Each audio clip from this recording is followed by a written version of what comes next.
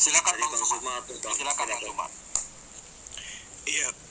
Jadi disinilah yang saya katakan Al-Quran itu tidak pernah keliru ketika menyampaikan sebuah penyampaian terkait dengan kebenaran. Ya, orang yang sudah berani melakukan satu kebohongan itu akan berdampak kepada kebohongan berikutnya.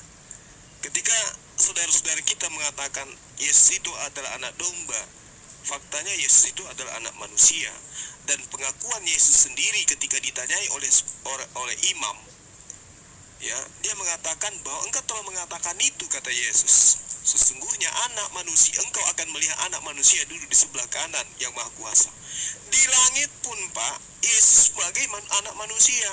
Anda mengatakan anak domba.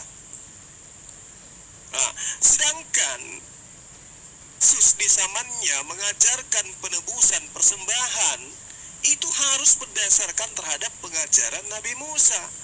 Baca Matius 8 nomor 4. Persembahkanlah persembahan sama seperti yang dilakukan oleh Musa. Musa tidak pernah mempersembahkan manusia dengan embel-embel anak domba dan seterusnya. Ketika Bapa mengambil Matius 26 nomor 28, sebab inilah darahku. Darah yang dimaksud Yesus di situ adalah anggur, Pak. Daging yang dimaksud oleh Yesus di situ adalah roti. Jadi itu adalah satu perkataan kalimat hiasan yang dilakukan oleh Yesus, di mana pertobatan itu adalah merupakan poin utama di dalam pengajaran Yesus. Nah, terkait dengan harus dengan darah.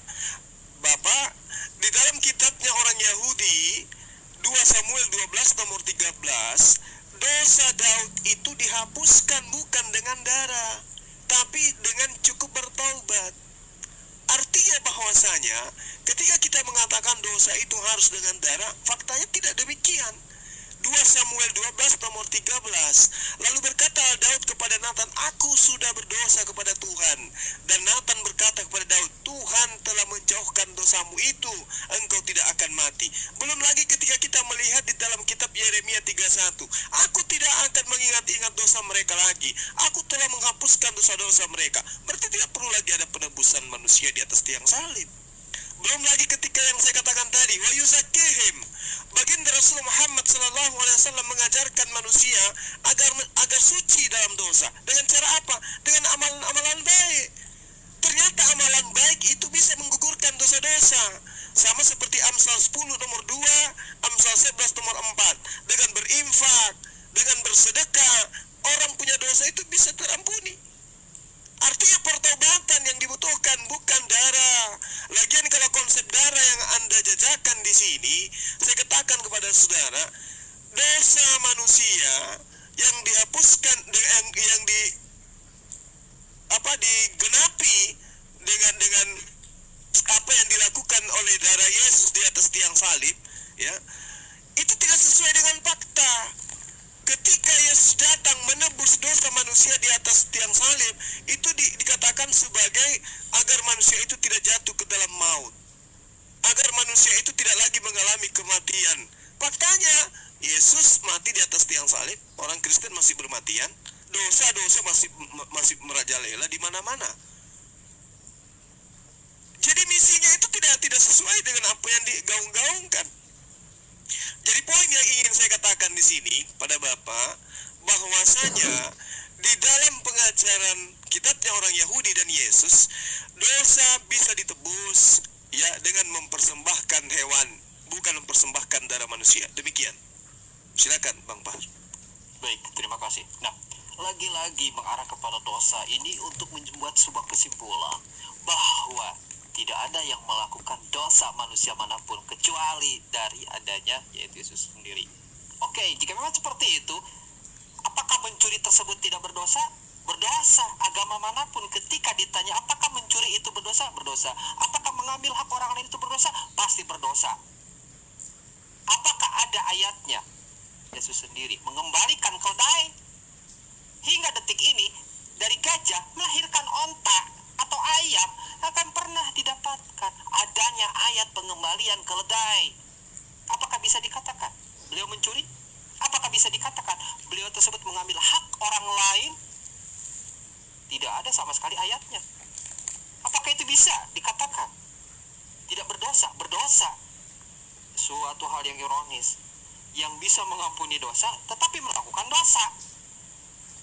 Itu suatu yang absurd bagi saya. Dan terkait dari adanya yakin pasti masuk, Anda ternyata labil dalam memberikan pertanyaan.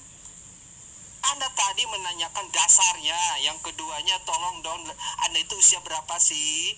Akademik dan juga Bang Zuma. Anda tadi bertanya seperti itu, seakan-akan bahwa kami ingin menelusuri awal mula permasalahan. Yakin pasti masuk ya? Makanya kami berikan datanya tadi, 81-an. Adapun hal tersebut, bisa nggak Anda berikan? Kalau data kala itu 80-90 adem ayem, berikan kepada saya datanya. Terlebih Anda sebagai pihak kepolisian. Saya tunggu. Selanjutnya, terkait dari apa yang tadi disinggung, hanya dengan percaya pasti diselamatkan. Oke, sebelum saya membahas itu, silakan plototi data yang saya kasih ya.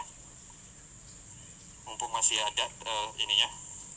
Sudah saya tampakkan ini ya, Samuel Benyamin Haq. Cek saja bukunya lah, murah banget ya. Oke, lalu kita ke sini. Lembaga Alkitab Indonesia, jelas ya? Oke, apakah bisa dikatakan orang ini sesat? Namanya ada Samuel Benyamin Haq. Apakah orang ini sesat? Samuel Benyamin Haq, tolong kalau iya tulis kepada Lembaga Alkitab Indonesia, orang ini sesat, yang menulis dari adanya buku ini. Nih ya, tolong dong, kalau memang nggak punya literasi bilang aja saya nggak tahu. Kalau nggak ada punya dalil bilang dong saya nggak tahu. Jangan menyatakan orang ini sesat. Nih wajahnya. Selanjutnya, tentang apa yang tentang masalah keselamatan? Ternyata di dalam ini, nih ya, keselamatan di luar hotel. Di dalam buku ini ternyata kita muslim mendapatkan keselamatan dari perbuatan baik, meskipun tidak beriman kepada beliau. Pertanyaannya, Roh Kudusnya memihak ke siapa?